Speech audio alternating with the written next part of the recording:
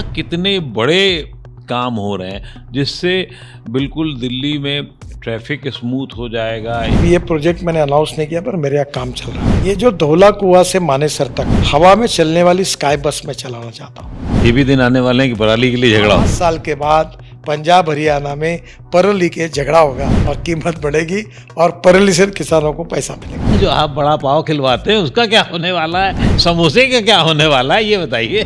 ये चीजें गलत है पर मैं खुद खा रहा हूँ तो लोगों को कैसे कहूँ कि आप मत खाइए। नमस्कार, नवोदय टाइम्स पंजाब केसरी की विशेष साक्षात्कार श्रृंखला में आप सभी का स्वागत है।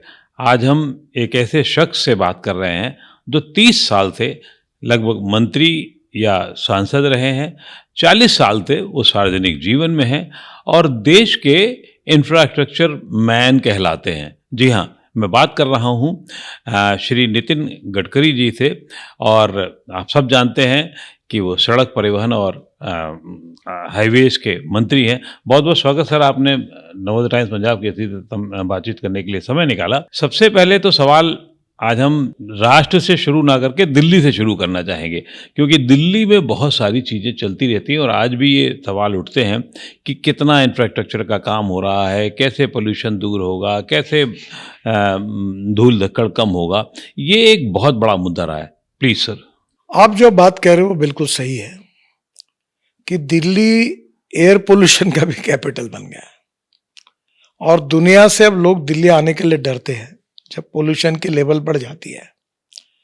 सुप्रीम कोर्ट तक भी मामला गया था। सुप्रीम कोर्ट ने मेरे को भी सलाह लेने के लिए पूछा था कि इसमें क्या करना चाहिए, और इसलिए सबसे पहले ये मैं बात स्वीकार करता हूं कि दिल्ली में और देश में 40% एयर पोल्यूशन जो है ये फॉसिल फ्यूल पेट्रोल डीजल के कारण है, और निश्चित रूप से ट्रांसपोर्ट मंत्री होने के नाते ये मेरी जिम्मेदारी है। अब दिल्ली के पोल्यूशन में पहले जो फॉसिल फ्यूल का पोल्यूशन है, इसमें फॉसिल फ्यूल का कन्वर्शन अल्टरनेटिव फ्यूल और बायोफ्यूल यानी electric, ethanol, methanol, biodiesel, bio LNG, फिर हाइड्रोजन और इलेक्ट्रिक, ये अलग बात है। इसके बारे में मैं आपको बाद में बात करूंगा। पर पहला मुद्दा जो है कि ये जो ट्रैफिक जाम हो रहा है, दिल्ली में तकलीफ होती है, इसके लिए दिल्ली के ट्रैफिक जाम से मुक्ति देने के लिए और रोड पर जो एयर पोल्यूशन होता है डीजल के कारण, पेट्रोल के कारण, उसको कम करने के लिए मेरे विभाग ने आदरणीय प्रधानमंत्री जी के नेतृत्व में दिल्ली में 65,000 करोड़ रुपए के प्रोजेक्ट हाथ में लिए। 65,000 करोड़ के? हाँ। और इसलिए मैं केवल करोड़ों में बात क्योंकि करूंगा। आपका तो ये होता ना कि आप तो लाख करोड़ से, हम लोग जोड़ते ही रहते हैं कि जीरो कितने हैं, तब तक आप पूरी पूरी योजना बता देते हैं। आप आपके मोबाइल फोन पर आपका कैलकुलेटर चालू करिए और मैं एक एक प्रोजेक्ट को गिना कर आपको बताऊंगा। पहला जो है दिल्ली का रिंग रोड, जो सुप्रीम कोर्ट में फंसा था, वो भूरेलाल साहब की कमेटी थी। जी भूरेलाल। और पूरा पंजाब, अपना हरियाणा, दिल्ली, उत्तर प्रदेश और ये सब सरकारें पैसे देने में झगड़े हुए, किसी ने दिए नहीं। तब मैं मंत्री बना था और हमने तय किया कि हम इसको पूरा करेंगे। इसमें हरियाणा का एक पार्ट उन्होंने किया है। ये पहला प्रोजेक्ट है दिल्ली का नया रिंग रोड UR2, और इसमें से 7,716 करोड़ 76 किलोमीटर 6 लेन का हमने जून 2025 में पूरा करेंगे। पूरा ये जो नया रिंग रोड है ये लगभग पूरा हो गया है। ये south Delhi, north east Delhi की कनेक्टिविटी, मुकरबा चौक से सिंधु बॉर्डर होकर इंदिरा गांधी सफर कि ये जो है ये सब अब 25 मिनट में हो जाएगा। ये 2 घंटे लगते थे। दिल्ली के KMP होकर Delhi Katra express connectivity, Ghazipur landfill से 10 लाख मीट्रिक टन कचरा हमने इसमें यूज किया हुआ है। और इसमें सबसे इंपॉर्टेंट चीज ये है कि पंजाब, हरियाणा, उत्तराखंड, हिमाचल से अब लोग एयरपोर्ट आएंगे तो पानीपत क्रॉस करने के बाद तुरंत राइट हैंड पलट जाएंगे और 25 मिनट के अंदर एयरपोर्ट के अंदर घुस जाएंगे, जब आज 2.5 से 3 घंटा लगता है द्वारका एक्सप्रेस हाईवे से। और हम एयरपोर्ट के बीच में वहाँ एक टनल बना रहे हैं, वो जो शिव मूर्ति है उसके पास से, और वो टनल अंदर से है और डायरेक्ट एयरपोर्ट में निकल जाएगी और इसके कारण काफ़ी बड़ी राहत मिलेगी।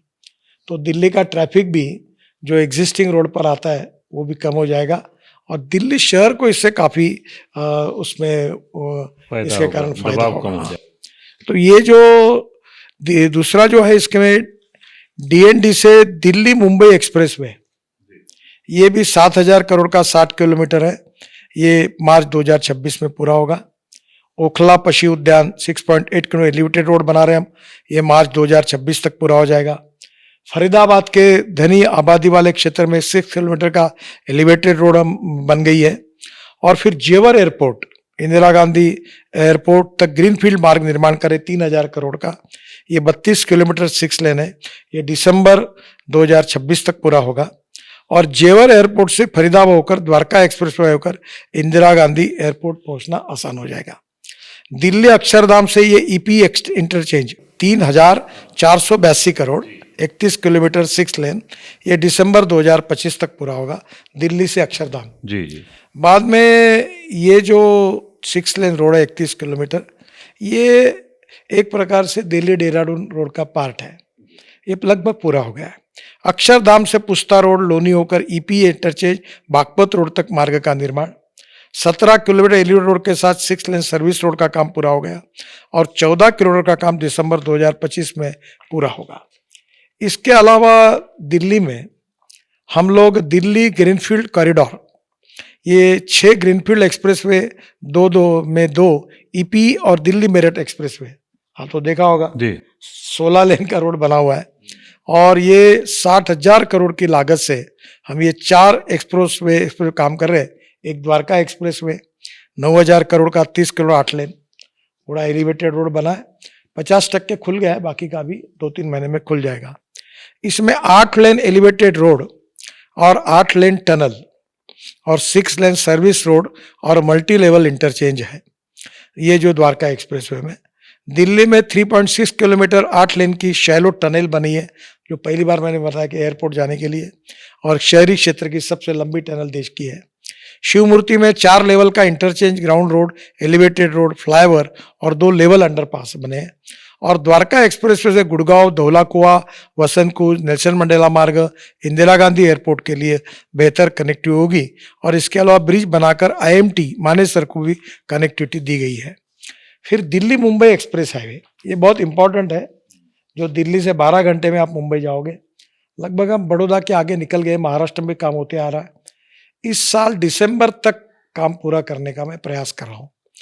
ये जो दिल्ली मुंबई एक्सप्रेसवे 1 लाख करोड़ का है, 1382 किलोमीटर, ये हरियाणा, राजस्थान, मध्य प्रदेश, गुजरात तक का काम पूरा हो गया है। राजस्थान में टनल का काम फरवरी 2025 तक पूरा हो जाएगा और गुजरात और महाराष्ट्र का बाकी काम दिसंबर 2025 तक पूरा करने का लक्ष्य रखा गया है। दिल्ली देहरादून एक्सप्रेसवे 12,000 करोड़ का 212 किलोमीटर 6 लेन फरवरी 2025 तक पूरा हो जाएगा। अभी 235 किलोमीटर एक्सप्रेसवे के कारण ये 23 किलोमीटर की दूरी कम हो जाएगी। अक्षरधाम से EPA क्रॉसिंग होकर सहारनपुर बाईपास तक का काम पूरा हो गया है। हरिद्वार कनेक्टिविटी के लिए 2025 करोड़ की लागत से 51 किलोमीटर का ग्रीनफील्ड मार्ग का निर्माण भी फरवरी 2025 में पूरा होगा और दिल्ली से देहरादून 2 घंटे में जी, और हरिद्वार 1.5 घंटे में हो जाएगा। वाह, तो ये एक बहुत बड़ी उपलब्धि हुई है। फिर दिल्ली कटरा एक्सप्रेसवे, ये 1400 करोड़, ये 40,000 करोड़ का है, 669 किलोमीटर 6 लेन, ये दिसंबर 2025 में पूरा होगा। ये दिल्ली में KMP से आरंभ होगा, हरियाणा में 90 किलोमीटर, पंजाब में 390 किलोमीटर और जम्मू कश्मीर में 135 किलोमीटर है, जिससे दिल्ली से कटरा ये 6 घंटे में, दिल्ली से अमृतसर 4 घंटे में और दिल्ली से श्रीनगर 8 घंटे में पूरा हो जाएगा। ये तो काम हम कर ही रहे हैं। इसके साथ जो है वो सबसे इम्पोर्टेंट चीज़ है कि ये जो कटरा एक्सप्रेस हाईवे है उसका UR2 में ये कनेक्टिविटी 2,500 करोड़ की है, जो जम्मू कश्मीर और पंजाब को मिलेगी। फिर हमने दिल्ली का रिंग रोड बनाया पेरीफेरल 12,000 करोड़ का, जिसके कारण दिल्ली का पूरा हेवी ट्रैफिक बाहर चला गया है। इसके साथ अलीपुर के पास UR2 से ट्रोनिका सिटी के पास दिल्ली देहरादून एक्सप्रेस को सीधी कनेक्टिविटी 2200 करोड़ 17 किलोमीटर, जो हरियाणा, राजस्थान से देहरादून जाने वाले वाहनों के लिए सुविधा मिलेगी। और देहरादून से आने वाले वाहनों को UR2 और द्वारका एक्सप्रेसवे से डायरेक्ट इंदिरा गांधी एयरपोर्ट तक वैकल्पिक कनेक्टिविटी मिलेगी। अब शहर से आने की जरूरत नहीं पड़ेगी। इसमें समय 1.5 घंटे से घटकर 40 मिनट हो जाएगा। शिवमूर्ति से नेल्सन मंडेला यह टनल का निर्माण अभी मैंने आपको बताया, जो महिमालपुर और रंगपुरी के क्षेत्र से ट्रैफिक जाम की समस्या हल करेगा और दिल्ली और गुरुग्राम का ट्रैफिक जाम से भी राहत मिलेगी। ये दिल्ली देहरादून एक्सप्रेस एंड नोएडा तक की कनेक्टिविटी ये 4400 करोड़ रुपए 35 किलोमीटर की है। ये पूर्व दिल्ली में बाईपास के रूप में काम करेगा। यानी कि ये सब जो काम है ये 2 साल में आप लगभग पूरा करने जा रहे हैं, लगभग 2 साल में, और इससे आपका कहना है कि जो पोल्यूशन लेवल है वो 40 से 50% तक कम हो जाएगा। नहीं, इसके अलावा दिल्ली में कालिंदी कुंज का भी रोड हम बना रहे हैं, अभी इसमें आया नहीं जी। वो भी 10,000 करोड़ का है। टोटल दिल्ली में जो प्रोजेक्ट है उसके हमने जो घोषित किए थे वो 65,000 करोड़ के हैं और इसके अलावा और 35,000 करोड़ के नए प्रोजेक्ट हमने जोड़े हैं, जिसके बारे में मैं डिटेल्स आपको दे दूंगा। ये इसमें ऐसा है कि इसके साथ दिल्ली की पानी की समस्या के लिए ये पंजाब, हरियाणा, उत्तराखंड, हिमाचल और दिल्ली बहुत झगड़े थे यमुना के पानी को लेकर। लखवाड़ बहुउद्देशीय परियोजना ये 5,747 करोड़ की 2030 तक पूरी होगी। रेणुका बांध परियोजना 4,597 करोड़ 2030 में पूरी होगी और किशोर बांध परियोजना 11,550 करोड़ 2030 तक। ये तीनों परियोजना से दिल्ली को 130 MCM पानी मिलेगा और मुझे लगता है कि 2080 तक अब दिल्ली में पानी की कोई समस्या नहीं रहेगी। इसके अलावा दिल्ली में यमुना के शुद्धिकरण के लिए मैंने यमुना एक्शन प्लान में नमामि गंगा की ओर से 6,000 करोड़ के प्रोजेक्ट दिए। उसमें जायका का की प्रोजेक्ट है, अनेक जगह पर प्रोजेक्ट्स पूरे हुए, STP बनाने के लिए वो भी है। तो 6,000 करोड़ यमुना के लिए और उसके साथ साथ ये पानी की समस्या को हल करने के लिए ये जो दिए हुए ये 21,894 यानी हो गए 27,000 करोड़ और 1 लाख करोड़ के रोड के प्रोजेक्ट्स, जिसमें 65,000 करोड़ के ऑलरेडी प्रोजेक्ट चल रहे, उसमें से 40,000 करोड़ पूरे हो गए और बाकी पूरे होंगे और नए और 35,000 करोड़ के। तो ये 1 लाख करीब 40,000 करोड़ के काम हम दिल्ली में कर रहे हैं। इसमें दिल्ली की पानी समस्या सुलझाई जाएगी, दिल्ली का ट्रैफिक जाम कम होगा और जो बात आपने पूछी है कि दिल्ली में जो प्रदूषण है वो एयर प्रदूषण है, वो भी मेरा प्रयास से वो और जो है वो कम से कम आधा 50% कम होगा जो अभी प्रदूषण है उसमें से, क्योंकि ट्रैफिक बाहर के बाहर निकल जाएगा।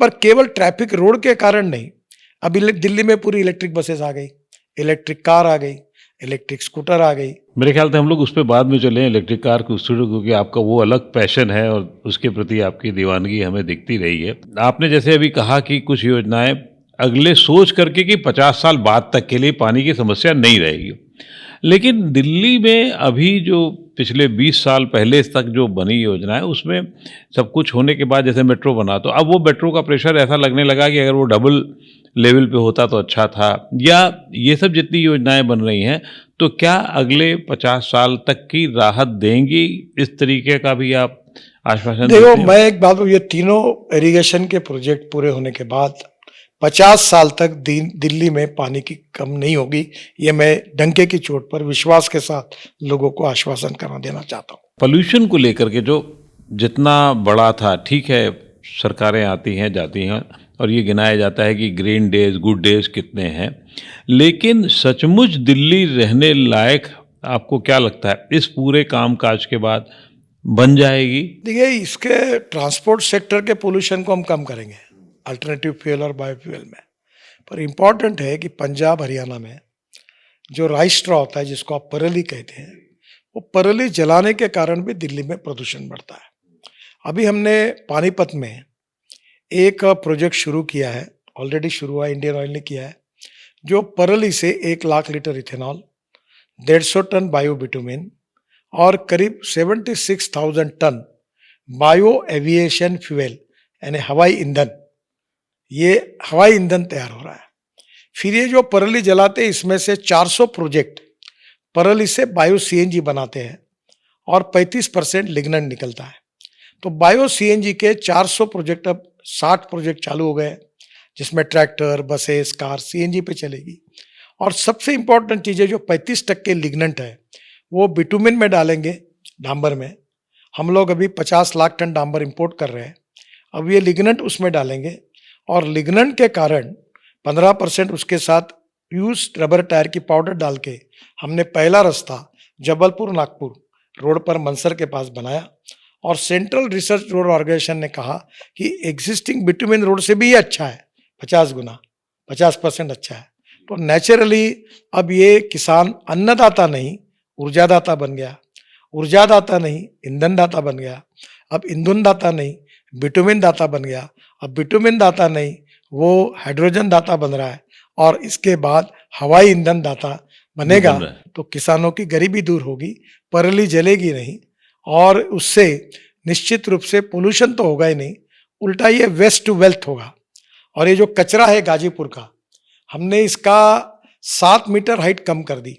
ये कचरा हमने UR2 में डाल दिया, दिल्ली मुंबई हाईवे में डाल दिया और सेग्रीगेट किया उसको, और आगे चलकर हमारे प्रोजेक्ट में डालकर मेरा एक सपना है कि दिल्ली की चारों कचरे की टेकड़ियां साफ कर दूंगा। अरे वाह। और फिर कचरे को सेग्रीगेट करके जो मेटल ग्लास होगा, प्लास्टिक होगा, उसका रिसाइकलिंग होगा, और जो कचरा ऑर्गेनिक होगा उससे हाइड्रोजन या CNG तैयार होगा, उस पर बसेस चलेगी। तो मैं 2 चीजें कहता हूँ, वेस्ट टू वेल्थ। कोई व्यक्ति वेस्ट नहीं है और कोई मटेरियल वेस्ट नहीं है। It is depending upon the appropriate technology that you can convert waste into wealth. और दूसरी बात कहता हूँ, knowledge, conversion of knowledge into wealth. Innovation, entrepreneurship, science, technology, research, skill and successful practices, हमको उसको knowledge कहते हैं, और conversion of knowledge into wealth हमारे देश का भविष्य है। तो नेचुरली मुझे विश्वास है कि हमारे देश की आत्मनिर्भर भारत बनने में और $5 ट्रिलियन इकोनॉमी बनाने में, ये सर्कुलेशन इकोनॉमी में इसका बहुत बड़ा योगदान होगा। और सबसे इंपॉर्टेंट चीज है कि इसमें किसान समृद्ध होंगे, संपन्न होंगे। अब परली का भाव 2,500 रुपये टन हो गया, अब किसान को उसका पैसा मिलने लगा। लेकिन ये पंजाब में क्यों नहीं हो पा रहा है? मतलब पंजाब में उतनी तेजी से देखिए, अभी 60 प्रोजेक्ट हो गए हैं। थोड़ा हरियाणा सरकार ने इसके लिए सब्सिडी वगैरह भी दी है। पंजाब के भी मुख्यमंत्री को मैंने आह्वान किया, आप भी दो, ताकि पंजाब में कोई परली ना जले, और नहीं जलेगी तो प्रदूषण भी नहीं होगा, और वेस्ट टू वेल्थ है, परली से पैसे भी मिलेंगे। और ये जो 400 फैक्ट्रीज है उसमें पंजाब में बहुत है, अभी तक 60 शुरू हो गई है। मुझे लगता है इस साल में, 2 साल में काफ़ी शुरू हो जाएगी। मतलब परली के जैसे आज फ्लैश के लिए झगड़ा होता है, वैसे परली के लिए झगड़ा पराली होगा। के लिए झगड़ा होगा। वाह, ये भी दिन आने वाले हैं कि पराली के लिए झगड़ा हो। आपको मैं बताता हूँ, मेरी कोई बात झूठी नहीं साबित होती। 5 साल के बाद पंजाब हरियाणा में परली के झगड़ा होगा, और कीमत बढ़ेगी, और परली से किसानों को पैसा मिलेगा। लेकिन ये भी तो आप आश्वस्त करना चाहेंगे, ये जो 2 कूड़े के ढेर हैं, ये 2-3 जो दिल्ली में हैं, इनसे कब मुक्ति हम लोगों को मिल पाएगी? देखो, 5 साल के अंदर ये ढेर को समाप्त करना मेरी कोशिश है, पर मैं डायरेक्ट आश्वासन अभी नहीं दे पाऊंगा, क्योंकि इसको सेग्रीगेट करना और करना, इसमें थोड़ी दिक्कतें आती है। पर मेरा विश्वास है कि ये कूड़ों को, ये दिल्ली मेरठ में अगर मुझे परमिशन मिल जाती, तब से मैं कोशिश कर रहा हूँ 6 साल से, तब मिल जाती है तो अभी तक ये कूड़े खत्म हो जाते हैं। आप वाहन क्षेत्र में भी नए-नए प्रयोग को, जैसे कि बीच-बीच में बातचीत में आया, इथेनॉल थे, हाइड्रोजन थे, और आप तो इतनी बड़ी-बड़ी बातें कह जाते हैं कि मुझे ऐसे आदमी को नहीं समझ में आती, तो जल्दी-जल्दी आम आदमी को भी कैसे समझ में आएँगी। लेकिन क्या कितने बड़े काम हो रहे हैं, जिससे बिल्कुल दिल्ली में ट्रैफ़िक स्मूथ हो जाएगा, या मेरी चिंता आज से ज़्यादा अगले 20 साल तक स्मूथ रहेगा? देखिए, इसमें मैं और एक कोशिश कर रहा हूँ। अभी ये प्रोजेक्ट मैंने अनाउंस नहीं किया, पर मेरे यहाँ काम चल रहा है, अभी उस पर मीटिंग भी हुई। ये जो धौला कुआं से मानेसर तक हवा में चलने वाली स्काई बस में चलाना चाहता हूँ। ये बहुत चर्चित योजना थी हाँ, आपकी। अभी हाँ। है, काम चल रहा है, और लोग ऊपर के ऊपर जाएंगे, और एक एक पॉइंट में 30-30, 40-40 लोग बैठेंगे, और 30-30 सेकंड में एक एक पॉइंट आएगा, तो पूरा दूर तक ये जाएगी। वो कब से शुरू हो जाएगा? क्या है उसका अभी अंदाज़ा? तो पूरा काम चल रहा है, अभी मैं आज आपको नहीं बता पाऊंगा, पर मैं 1-1.5 साल में शुरू करने की कोशिश कर रहा हूँ। पूरा आश्वासन नहीं दे रहा हूँ, पर कोशिश कर रहा हूँ। राष्ट्रीय स्तर पर भी हम अगर देखें, तो आप अकेले ऐसे मंत्री हैं जो एक मंत्रालय में पिछले इतने लंबे समय से हैं, और वो अपने आप में इसका आपका रिकॉर्ड है ये, वो अपने मंत्रालय का। पिछले 60 साल में जो काम हुए हैं और जो अभी काम हो रहे हैं, उसको क्वांटिटी में अगर बताना हो तो किस तरीके से बताएँगे कि किस तेज़ी से काम हो रहा है और कैसे लोगों की ज़िंदगी बदलने वाली है? स्वाधीनता के बाद 2014 में मोदी जी के नेतृत्व में हमारी सरकार आई, तो 47 से 14 तक 60-62 साल में जितना काम इंफ्रास्ट्रक्चर में नहीं हुआ, वो काम मोदी जी के नेतृत्व में 10 साल में हमारी सरकार ने करके दिखाया। और वो अभी दिखेगा आपको, 1-1.5 साल में तो दिल्ली बदल जाएगी, ट्रैफिक काफी कम हो जाएंगे, पोल्यूशन कम हो जाएगा, 2-2 एयरपोर्ट नए आ जाएंगे। और अभी सेकंड फेज में हम काम कर रहे हैं, mass rapid transport on electricity. अभी मैं पहला पायलट प्रोजेक्ट नागपुर में कर रहा हूँ कि हमारी बस जो होगी वो इलेक्ट्रिक पर 135 सीटर बस होगी, बस स्टॉप पे खड़ी रहेगी, फ्लैश चार्जिंग से नीचे आएगी, चार्ज होंगी, फिर 40 किलोमीटर जाएगी। टिकट रेट 30% डीजल बस की तुलना में कम होगा। बस में बस होस्टेस होगी, एयर होस्टेस जैसी, चाय पानी नाश्ता मिलेगा और टिकट रेट 30% कम होगा। एयर कंडीशन बस होगी, सामने चेयर के सामने टीवी लगा होगा। एक कभी बात ये भी हुई थी कि इंफ्रास्ट्रक्चर को लेकर के बार बार सिंगापुर का उदाहरण आता है कि वहाँ ये ठीक है आबादी कम है और 50-1 लाख की आबादी है, लेकिन जो फॉर्मेट बना है तो क्या कहीं हम देश के किसी हिस्से में देख सकते हैं कि उतनी स्मूथ ट्रैफिक, स्मूथ काम होगा? आपने सिंगापुर का उदाहरण बताया, इसलिए अभी सिंगापुर के राष्ट्राध्यक्ष आए थे और मेरा उनका व्यक्तिगत परिचय भी है राष्ट्रपति बनने के पहले। सब मंत्री भी उनके साथ थे। आधा घंटे का टाइम उन्होंने मुझे दिया था ताजमहल, 1.5 घंटा बैठे और हिंदुस्तान में जो कुछ हम कर रहे हैं उन्होंने बहुत खुशी जताई और समाधान व्यक्त किया। उन्होंने कहा कि आप इसमें बहुत आगे निकल रहे हैं। तो मैं आपको जैसे कहता हूँ कि 2024 समाप्त होने के पहले मेरा एक टारगेट था कि हमारा नेशनल हाईवे नेटवर्क ये अमेरिका के बराबर होगा। अब मैं और एक 6-8 महीने लगेंगे, कुछ प्रोजेक्ट डिले हुए हैं, पर मैं आपको बताता हूँ कि इस साल में 2025 पूरा होने के पहले 100% हमारा हाईवे नेटवर्क अमेरिका से अच्छा होगा। गाड़ियों की आप बात कर रहे हैं, ईंधन को लेकर के डीजल पेट्रोल पूरे विश्व पर एक आफत के तरीके से है वो। ये जो बदलाव है जो इथेनॉल वाला, हाइड्रोजन वाला, ये एक बड़े स्तर पर कब तक हो पाएगा? देखिए अभी बड़े प्रमाण पर देखो, अभी किसान ईंधन दाता बन गया। अभी 100% इथेनॉल शुगर केन जूस से बनता है, मोलाइसिस से बनता है, मक्के से बनता है, चावल से बनता है, परली से बनता है। और इथेनॉल पर चलने वाली गाड़ी मेरे पास है, आज आपको छोड़ देंगे लगे तो। टोयोटो की इनोवा गाड़ी है और 100% इथेनॉल पे चल रही है। बाजू में मेरे पास हाइड्रोजन की गाड़ी है, मैं हाइड्रोजन की गाड़ी आपको दिखाऊं, उसके चक्कर मार लीजिए। और इलेक्ट्रिक की गाड़ी है। अब ये दिन दूर नहीं है, अब Toyota, Hyundai, Tata, Mahindra, Suzuki, अब सब लोग फ्लेक्स इंजन पे गाड़ी ला रहे हैं, तो 100% बायो इथेनॉल पे चलेगी। फिर स्कूटर में बजाज, टीवीएस, होंडा और हीरो ये सब आ रही है, ऑटो रिक्शा आ रही है।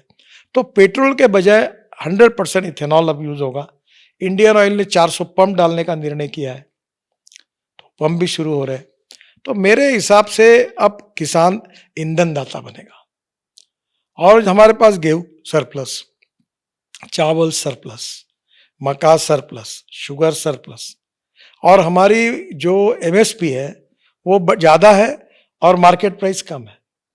ये जो आज इस समय मक्के को 2400 रुपए क्विंटल भाव इस साल क्यों मिला, जो 1200 रुपए क्विंटल था? क्योंकि मक्के से इथेनॉल बना। तो इससे किसान का फायदा होगा, गांवों में रोजगार निर्माण होंगे, गांव समृद्ध संपन्न होंगे। और सबसे बड़ी बात, 22 लाख करोड़ का जो फॉसिल फ्यूल का इंपोर्ट है वो अगर हम कम कर पाएंगे तो प्रदूषण भी कम होगा और हमारे देश के इकोनॉमी के लिए भी वो बहुत बड़ी बात होगी। क्या इस बात को किसान भी समझने को राजी है? क्योंकि हमारे यहाँ देश में आंदोलन होते रहते हैं किसानों को लेकर मुझे के। बताइए, अगर इथेनॉल नहीं बनाते तो ये पूरे पश्चिमी उत्तर प्रदेश में गन्ना लगा, इनको पैसे नहीं मिलते। आज किसान को पैसे मिल रहे हैं, गन्ने के भाव बढ़ रहे हैं, इसका एक ही कारण है कि इथेनॉल है। शक्कर की स्थिति तो बहुत खराब है, लॉस मेकिंग है। और इसलिए निश्चित रूप से ये जो diversification of agriculture towards energy and power sector हुआ है, इससे किसानों का बहुत बड़ा फायदा होगा। गांव समृद्ध होंगे, गांव गरीब मजदूर किसान का कल्याण होगा, युवाओं को रोजगार मिलेगा और एग्रीकल्चर ग्रोथ रेट जो 13 से 14% है वो 20 से 22% पे जाएगा। प्रदूषण को लेकर, खासतौर से जमुना एक्शन प्लान को लेकर के बहुत सारी बातें होती रही हैं, लेकिन जमीन पे अभी बहुत नजर नहीं आ पा रहा है कुछ। मैं कहाँ आपको चूक हो रही है? एक सुझाव किस देता हूँ, जी एक सुझाव देता हूँ। मैं आज आपको 6000 करोड़ रुपए मैंने जो दिल्ली की राज्य सरकार को यमुना के शुद्धिकरण के लिए दिए है, और जायका का भी एक प्रोजेक्ट है उसमें, आप थोड़ा इससे प्रोजेक्ट को अध्ययन करिए और आपके अखबार में क्या हुआ क्या नहीं हुआ इसका रिपोर्ट छापिए। ये बिल्कुल जरूरी है कि इसका मॉनिटरिंग होना चाहिए, पब्लिक के द्वारा, मीडिया के द्वारा, सरकार के द्वारा, और इसका जिस प्रकार से हमने इतना पैसा खर्चा किया है उसका फायदा भी होना चाहिए।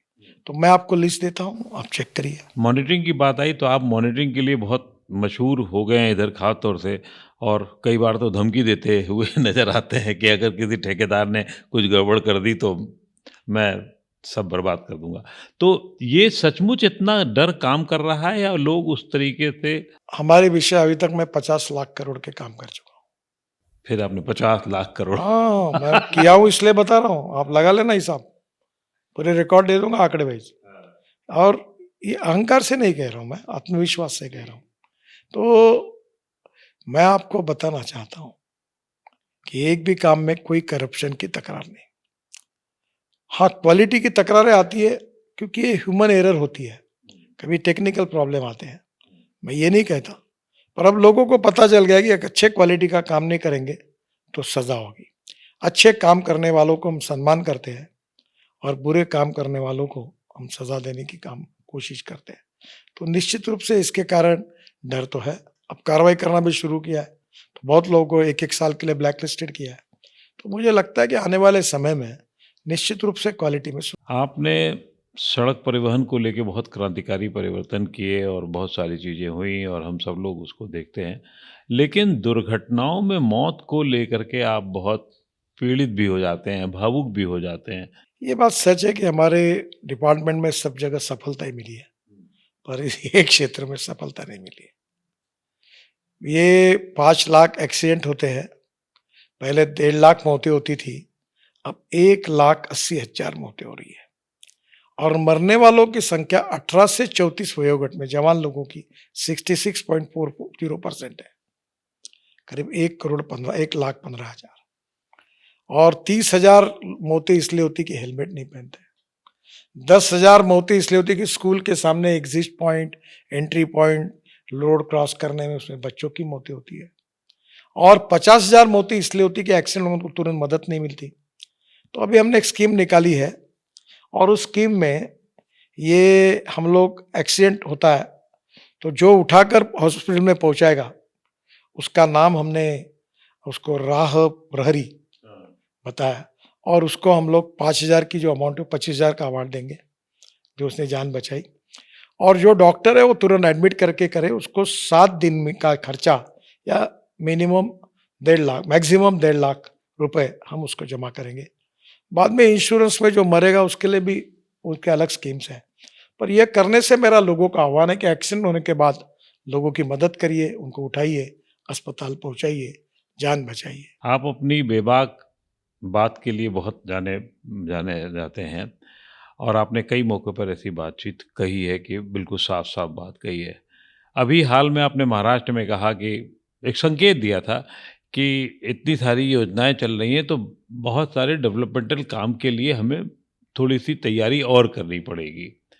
इसके पीछे क्या है? क्या फ्रीबीज़ की राजनीति हम पे हावी पड़ सकती है? नहीं, नहीं, नहीं। मैंने ये कहा था कि राजकारण, पॉलिटिक्स, पावर पॉलिटिक्स का अर्थ होता है सत्ता कारण, ऐसा लोग लगाते हैं। मैंने कहा राजनीति का अर्थ केवल सत्ता कारण नहीं है, राष्ट्र कारण, विकास कारण और समाज कारण उसका सही अर्थ है। We need to redefine the definition of politics, समाज सेवा, and politics is the instrument of socio economic reform.